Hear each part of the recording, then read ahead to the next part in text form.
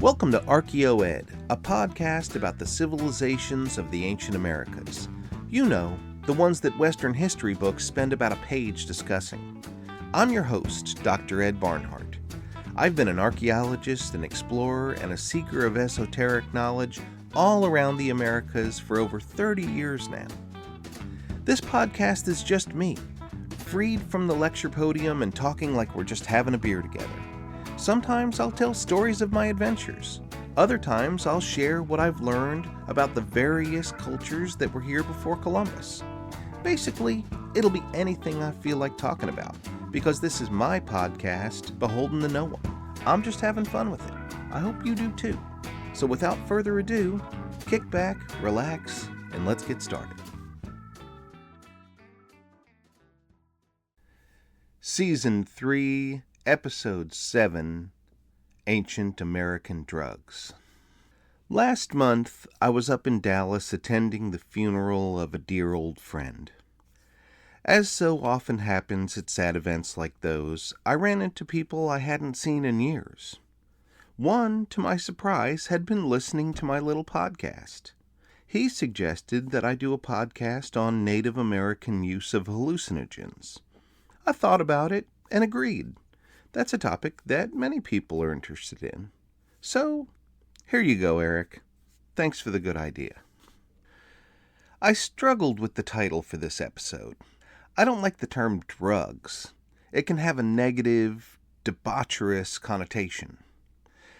I would have preferred to say altered states of consciousness, or maybe contact with the supernatural world through imbibed substances, but those wouldn't fit neatly on a title line. And my mostly Western audience wouldn't understand what this episode was about. So, fine, drugs. But perhaps that's a good a way as any to explain the most important thing I want to get across here. They weren't drugs to ancient Americans. To modern Western civilization, these substances are recreational, in some very limited ways medicinal, but in large part they're seen as for fun or for calming or perhaps to numb one's pain. They were none of that for ancient Native America. In essence, they were plant spirits interacting with human spirits. And their purpose was not recreational. They were for ceremony, or purification, or enlightenment, or healing, or even for spiritually harming others. They unlocked power, knowledge, and communication with the spirit world. So please understand that I'm not talking about cool stuff that Indians used to totally trip. I'm talking about things that were fundamental parts of ancient spirituality. And for some cultures who have managed to retain their traditions, modern spirituality. Now, a few ground rules and disclaimers before I get into this topic. First, I'm not an expert on this subject, and this isn't going to be some highly researched, peer-reviewed presentation. This is just me talking off the top of my head about various things I've learned over the years. It's not going to be exhaustive. Just 30 minutes or so of discussion. This topic could fill an entire college semester. And to be completely honest, I might have some of this wrong. If I do, hopefully I don't offend anyone of Native American descent. I'm slightly less concerned with offending any non-native people who are taking this subject too seriously. Be mindful of that cultural appropriation line, my friends. One other caveat here. You're all well aware that there are thousands of ancient American cultures, stretching from Alaska to Chile, so it's impossible to talk about how they use drugs with a broad brush. So what I'll do here is I'll talk about various substances and then hop around from culture to culture discussing how they used them.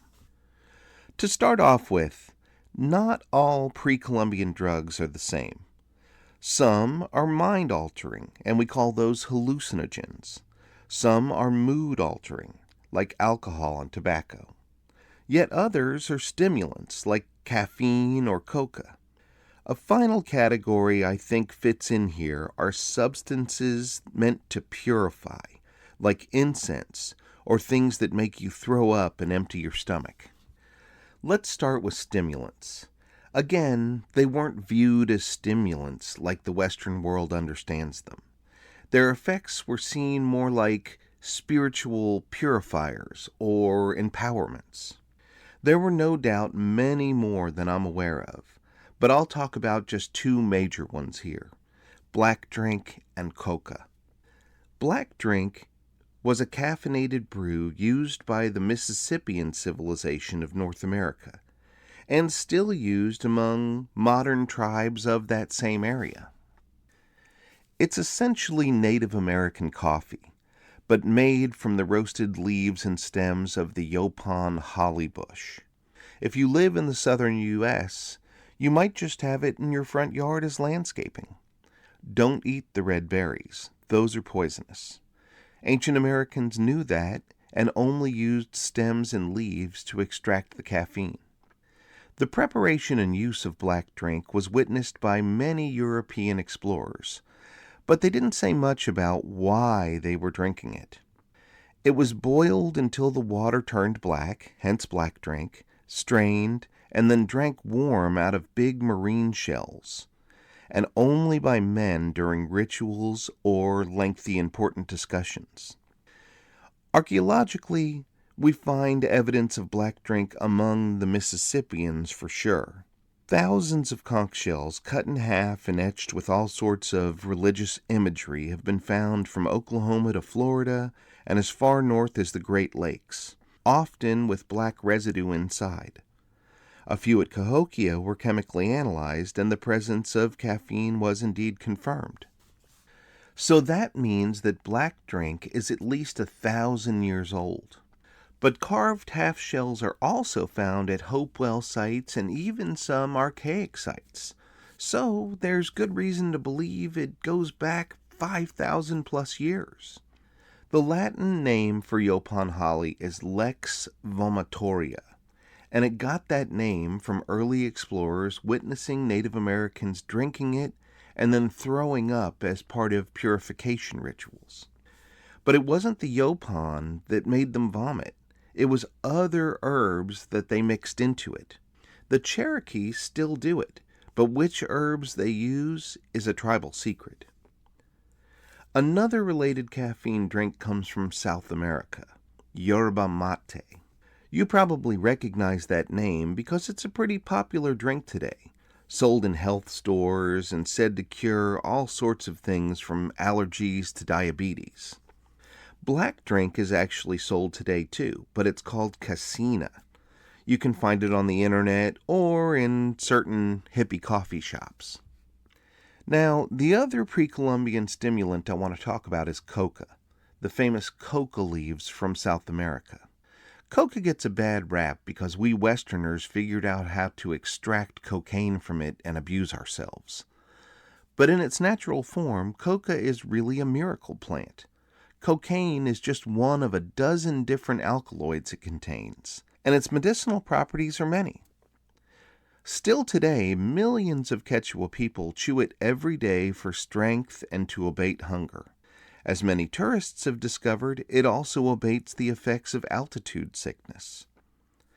It was used well before European contact. In fact, archaeologist Tom Dillahay found it associated with humans on the Peruvian coast dating back 8,000 years ago.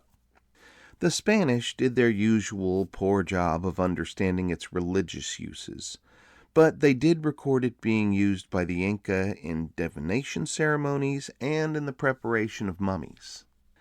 Archaeologists frequently find it in the mouths of well-preserved mummies.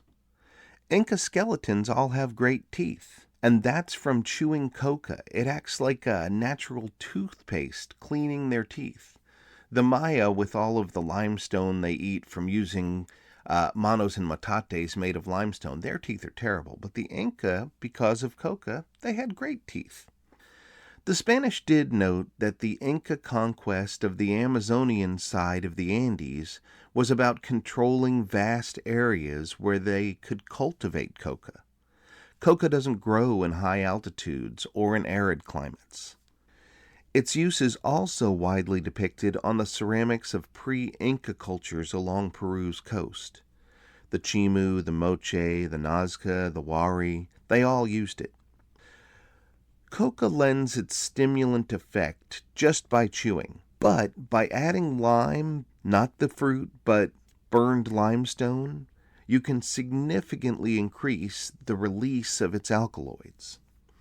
Especially in Moche ceramics, we see people holding little ceramic vessels with bulby bottoms and long, thin necks. They dip sticks into them and suck the ends. Inside the vessels are mixtures of coca leaves and lime. How do we know this? Because people all over the Andes are still doing it today with the very same kind of little ceramic vessels. Well, okay. That's enough to get us started on this subject. I'll take my first commercial break, and when I return, we'll talk about some harder substances. Listeners of this podcast are probably most familiar with the Mayan population during their monumental building eras. Of course, the Mayan people are still with us. Many of them live in isolated locations in the interior of Guatemala. Separated by economic and linguistic factors, they have little access to medical and surgical resources. Smiles for Guatemala consists of medical volunteers from Children's Hospital of Philadelphia, assisted by non-medical volunteers, primarily Rotarians, from the Philadelphia region. The team travels to Guatemala on a regular basis to perform free, life-changing surgeries for facial and hand anomalies. For information on how you can contribute to future missions, please go to smilesforguatemala.org. This message is sponsored by a friend of Smiles for Guatemala. So let's move on to mood-altering substances, namely alcohol and tobacco. Actually, if you try hard enough, both of those can become hallucinogenic or mind-altering. Like modern times, tobacco and alcohol were the most commonly used substances in the ancient Americas. But how and why they used them is complicated by European contact and acculturation. As I've said, Native American and Western reasons for using drugs and alcohol are very different. Many native traditions were lost and forgotten, replaced with European ones, some quicker than others. Especially when it comes to alcohol and tobacco, Europeans saw their use as recreational. Within decades of first contact, many Native Americans also considered them recreational. So, if, say, a 17th century ethnography reports Native people drinking or smoking in a non-religious context, can we be sure that's not European influence? I'll tell you what, if my entire civilization had been wiped out and I was at the mercy of foreigners who considered me subhuman, I'd for sure be hitting the bottle hard. The other complication is that even at first contact, did European explorers understand what they were seeing? A religious ceremony involving group drinking and smoking could have easily looked like a party to a soldier witnessing such an event. So, with those cautions expressed, let's talk about alcohol and tobacco. First, alcohol. Number one thing to explain is that no New World culture distilled alcohol before European contact. It was just fermented and drank. So, more like beer and wine, not hard liquor as we know it. The other thing I want to dispel right off the bat is the false notion that Native Americans are genetically disposed towards alcoholism. Modern medicine and science have dispelled that. No race of people is more susceptible to alcoholism than any other. Well, okay, I've spent enough time up here on my soapbox, so let's get to it. The most widely produced alcohol in the ancient Americas was made of fermented corn. And that makes sense because corn was the number one staple crop in the Americas. More corn led to more ways to use it. It was definitely there in North America, but not a lot of it. Ethnographies in the 17th and 18th century saw it, but at least as far as I know, it's never been detected archaeologically in most of North America. The exception is in the civilizations of the American Southwest. The Pueblo people and their neighbors the Apache made a corn beer that they called Tiswin. It used to be said that the Spanish taught them how to make corn beer, but about a decade ago, archaeologists found fermented corn residues in 800-year-old pots, proving its antiquity. Now, they may have gotten the idea from Mesoamerica, where corn beer was definitely being made. The Maya called it pozol, and the Zapotecs called it tejate. Both cultures would sometimes add fermented coca, too. That's chocolate. The Aztecs made corn beer, too, but their drink of choice was really pulque, made from fermented maguey or agave cactus. The Spanish saw them drinking it and distilled it into what we now know as tequila and mezcal. We don't have a lot of information about how pre-Columbian Maya and Zapotecs viewed it, but we know the Aztecs only imbibed it during important ceremonies and festivals. I read that old people in Aztec society could be drunk whenever they wanted, but younger people were punished for public drinking outside of ceremonial occasions. Pulque is actually becoming very popular again. More and more trendy pulqueria bars are opening in Mexico City. I've tried it. It's kind of nasty. The Maya also had a unique alcohol called balche. It was made from the bark of the balche tree. Lacandon Maya in the jungle of Chiapas used it to have balche ceremonies. Women would chew up balche bark and then spit it into a dugout canoe. The saliva helped it ferment quickly, and the whole community would drink it to the point of extreme drunkenness. But again, it was a ceremony meant to bond the community through a shared experience, not some kind of frat party. Archaeologically, there's another thing that we know the Maya did, and I'm not sure where to mention it here, so I guess I'll just do it here. A handful of Maya-painted ceramics show people getting enemas, definitely tubes into their butts, and pots nearby with the hieroglyphic symbol Akbal, meaning darkness. I know, yuck. But the people who get the enemas are obviously intoxicated and kind of flopping around. The question is, what's in the pot? Some people think it's alcohol. Others say tobacco. Some even suggest mushrooms. The truth is, we still don't know. That's a dirty little secret that hopefully residue analysis will figure out for us someday. South America is where corn beer was the most popular.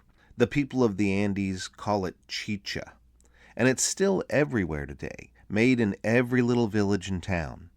When you drive through a Quechua village, certain houses are selling it and marked with a red or blue flag outside. Red means it was made in a more modern way, but blue means it's traditional, chewed by women and spit into a container to ferment. The Inca made chicha in huge quantities and served it at festivals. Archaeologically, we find ceramic kegs used to store it, and an Inca pint glass, or ceramic, I should say, called carros. The royal Inca had cloisters called acawasi, full of the most beautiful young women in the land. One of their main jobs was making chicha beer. The king, apparently, made sure that only the hottest chicks in the empire were spitting into his carro. But okay, I've spent enough time talking about beer. Let's move on to tobacco. Tobacco is grown all over the Americas, from New England to Chile, and we all know about Native American peace pipes. All over North America, there were smoking ceremonies that forged and fortified good relationships between people. Archaeologically, we find pipes dating back to the Archaic, In New England, and now more recently in Alabama, we've found pipes with nicotine residue dating back to 1500 BCE, so that's 3,500 years. A 2021 dig in Utah uncovered burned tobacco dating back 12,000 years, though I don't think we can be sure that humans were smoking it in that context. The most famous Adena artifact found in Ohio and dating back to at least 100 BCE is the Adena pipe, a straight-line pipe carved in the form of a human being. The culture following the Adena, the Hopewell, produced hundreds of beautiful animal effigy pipes. Smoking was clearly an important part of their ritual life. The Maya smoked tobacco too. Images of their merchant god, God El, commonly show him smoking a big fat cigar. One of my favorite ceramic images depicts a Maya guy leaning casually and smoking what looks to be a thin cigarette. Another shows a guy smoking a cigarette while his wife is making tortillas. But nowhere do we see the magical side of smoking tobacco better than among the tribes of the Amazon. Admittedly, it's modern, but Amazonian traditions have likely changed very little for thousands of years. Many tribes in the Amazon have what anthropologists refer to as tobacco shamans. They chain smoke a particularly powerful strain of tobacco called Nicotana rustica until they hallucinate. Of course, to them, they're having visions. They smoke so much of it that nicotine oozes from their pores and their skin turns yellow like a jaguar. They say their night vision also improves, just like a jaguar. Tribal members say they even start smelling like jaguar feces. All of these things are taken as proof that the tobacco is eventually turning them into jaguars. In some tribes, shaman apprentices allow their teachers to spit tobacco loogies down their throats. The phlegm is supposed to imbue them with shamanic power. Other tribes don't smoke it, but prefer to use a blowgun and shoot tobacco up their butts like enemas. That's said to cause visions almost instantly. I learned a lot of this years ago from a famous Amazonian anthropologist named Johannes Wilbur. He professed to have been initiated as a shaman in 17 different Amazonian tribes over his lifetime. I met him and asked him about the blowguns and the loogies. His eyes glazed over and he said that he really didn't want to talk about it. I shudder to think about what those tribes did to that guy. But he came out of the jungle with stories that no one else could tell. Okay, that's about all I've got for alcohol and tobacco. I'll take my last commercial break, and when we return, I'll talk about hallucinogens.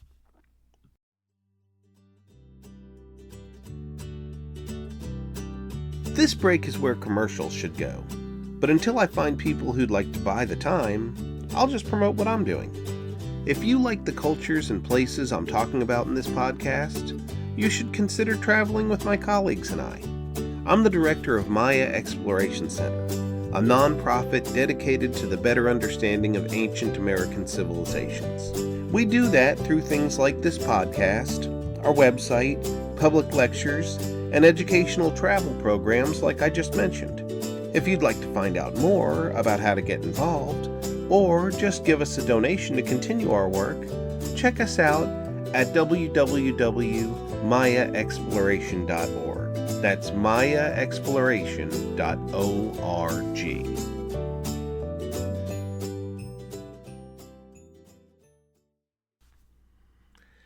Okay, it's the moment all of you, or at least Eric, have been waiting for. Let's talk about full-blown hallucinogens. Here's a funny fact. Of the 120 different hallucinogenic plants on the planet, over 100 of them came from the Americas.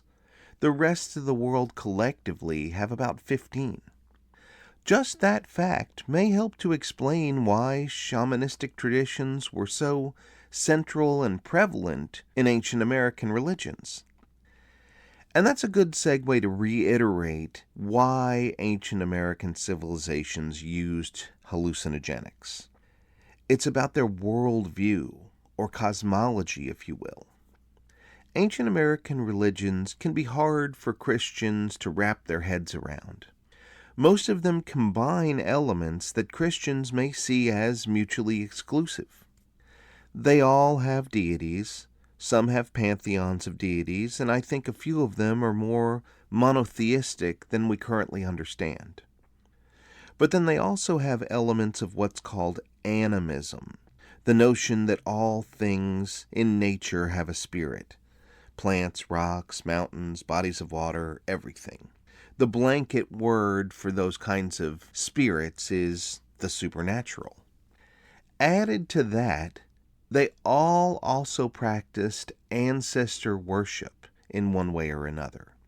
That's the belief that human souls continue on after death and that the living humans can interact with them in the other world and sometimes call them into the material world.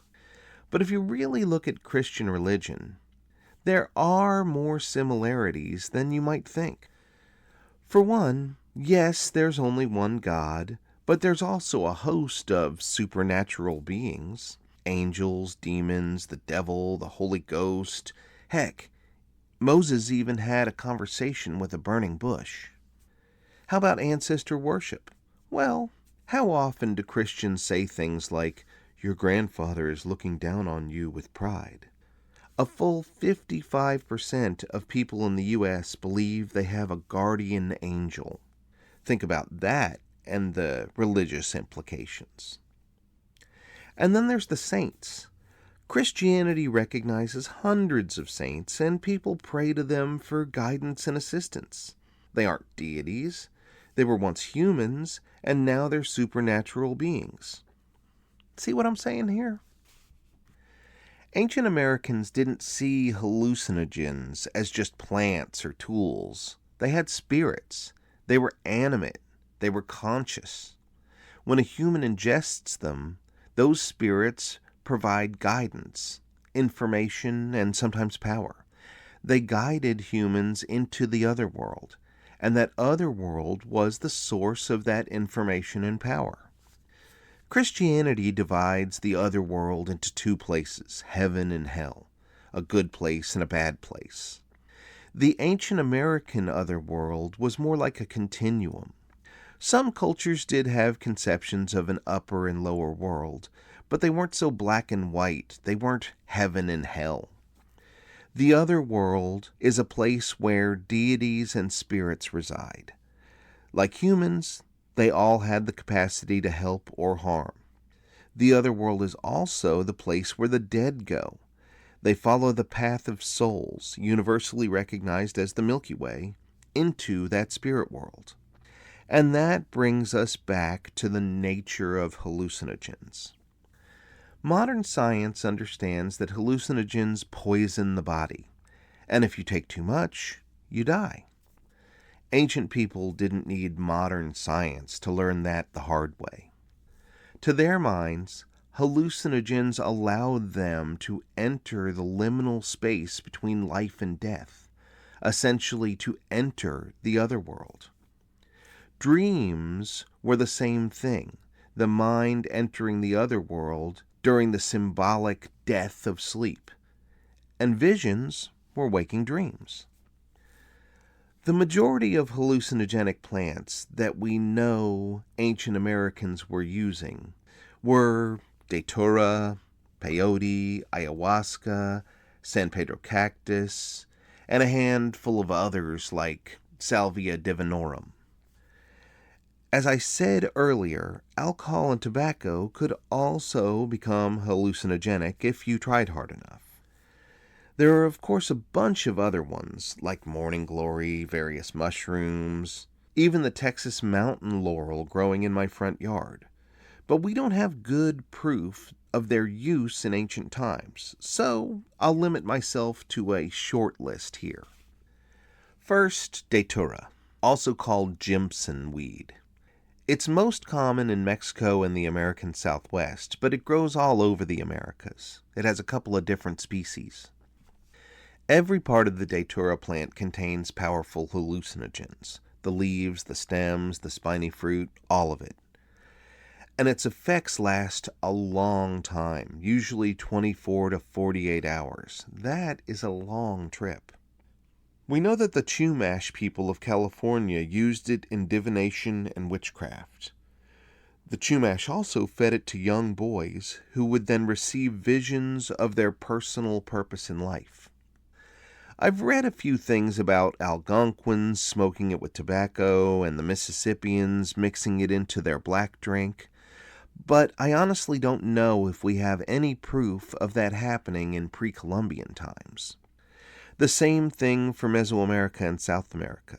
It's there, and modern curanderos use it for their visions, but we can't yet prove its antiquity. Just a few years ago, I walked past a big patch of Daytora less than a kilometer away from the Nazca lines. Maybe if I had taken some, it would have told me its story. Another hallucinogen with a much more limited range but a known use in ancient times is peyote. It's a little cactus button that grows only in northern Mexico and parts of far west Texas. The Huichol people, who now live in the Sierra Madres along the Pacific coast, have a tradition of taking peyote and hunting it during an annual pilgrimage to the Chihuahuan Desert. Groups are guided by a shaman in a grueling walk from their mountain homes across the deserts of northern Mexico, visiting sacred sites along the way. The destination is Cerro de Quemada, the mountain where the sun was born. There, where deer actually eat peyote too, the symbolic hunt takes place with bows and arrows. They hunt the peyote, and then they gather it up, and they collectively take it as a group. They have visions directly connected to their creation story and confess the bad things they've done, seeking atonement. Then they walk all the way back to their mountain homes. Now, that's a modern practice, but ancient cave paintings in the lower Pecos of West Texas seem to depict that very same pilgrimage. First recognized by anthropologist Carolyn Boyd in the 1990s, the paintings depict people walking, then hunting little black dots with bows and arrows by a mountain with deer, and then elongating and floating around like spirits or ghosts. And those paintings are 3,000 to 4,000 years old. The best one, by the way, is in the White Shaman Rock Shelter, if you want to look it up. If Boyd is right, and I think she is, then those paintings were made by the ancestors of the Huichol. Now they live in the Sierra Madres because that's where they were marginalized to by European contact. Now, let's jump down to South America, specifically the coastal deserts of Peru. San Pedro cactus grows there in abundance, and it's hallucinogenic. Modern moche curanderos around the city of Trujillo drink it in a brew as part of their healing ceremonies, and modern moche brujos, or witches, use it to spiritually harm people. I've spoken about those traditions at length in my podcasts about the moche and the Fang deity, so I'll refer you to those instead of repeating myself here. But I will reiterate that San Pedro cactus appears all over ancient moche pottery, and that of the civilization that they evolved from, Chavin. I've been on a lifelong crusade to connect those images to ancient shamanism and the worship of a deity I call the Fanged deity. I'll resist the urge to climb up on my Fang deity soapbox here, but I will use his obviously jaguar features to lead this discussion into the Amazon. The hallucinogen of choice among the Amazonian tribes is ayahuasca, a vine that grows everywhere there. Sometimes they boil it into a brew, but usually they grind it up into a powder and then snuff it. Some tribes prefer to shoot it up their noses or butts with a blowgun. That's probably what happened to poor Johannes Wilbur a few times. Ayahuasca is a ridiculously powerful hallucinogen and currently very popular among Westerners who want to expand their minds. Just Google ayahuasca journey for mostly New Age nonsense.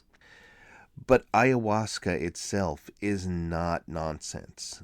It is serious stuff. I've never taken it myself, but I've spoken to many people who have. Western people, that is. A startling number of them independently said that the experience began with turning into a puddle of black liquid on the floor. If that's true, count me out. I don't want to be a puddle of black liquid. I've only interacted with one actual Amazonian curandero who uses ayahuasca. It was in her house in the Amazon in Ecuador, at night, and with a group of 15 professors in tow. I didn't mean to be there, but one thing led to another, and there we were in a thatched roof house in the middle of the night, with a rainstorm crashing down, listening to a tiny woman whose bare feet had big toes that were as long as thumbs. She was growing ayahuasca all over her property, and proudly stated that she was currently on it. She did a healing divination ceremony for a woman in our group, and concluded that there was something wrong with her organs. That woman privately confessed to me later that she had just been diagnosed with a serious disease in the States just a month before. As I translated for the tiny woman, her voice was clear and her words were lucid. At one point she said that after a lifetime of taking it, she only felt normal when she was on ayahuasca. Needless to say, that was an interesting and instructive experience. So at the risk of again exceeding the 30 minutes I try to limit these podcasts to, I can't end it without communicating an important fact. Native Americans don't need hallucinogens to have visions. The famous vision quests taken by young men of the North American tribes, those don't involve any drugs.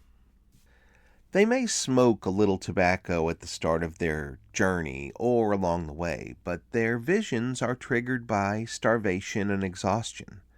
After days of eating and drinking nothing, walking, and sometimes climbing mountains, nothing more than their extreme exhaustion produces their visions. If all goes well, they return to the tribe as adults with clarity of purpose. The ancient Maya also took no drugs during their ceremonies, and still don't today. I've had the privilege to attend a variety of modern Maya ceremonies, and no one ever took hallucinogens. Yes, there are some pre-classic Maya stone statues that look like mushrooms, and some theories that the Olmec used to lick a poisonous toad called the Bufu marinus. But I think both of those are conjecture and probably wrong. Instead, the ancient Maya used starvation and sleep deprivation like the North American tribes, and then bloodletting to actually trigger their visions. Many Maya-carved monuments make that completely clear. Men cut their penises, women pull thorny ropes through the holes in their tongue, and close by, their vision appears out of the smoke, or the mouth of a snake dangling from the sky. More often than not, it's an ancestor they're communicating with. It's the exhaustion and then the sudden blood loss that triggered the Maya visions, not the use of hallucinogenic plants. So, there you have it. There's a bunch of other facts and theories out there and running around in my head right now, but I should really just wrap it up here. There's a lot more to know on this subject, but I'll leave that to you to seek out on your own. As always, my goal with these podcasts is to make you think. So, go forth, ponder, maybe read a book or two. Until next month, this is Ed, signing off.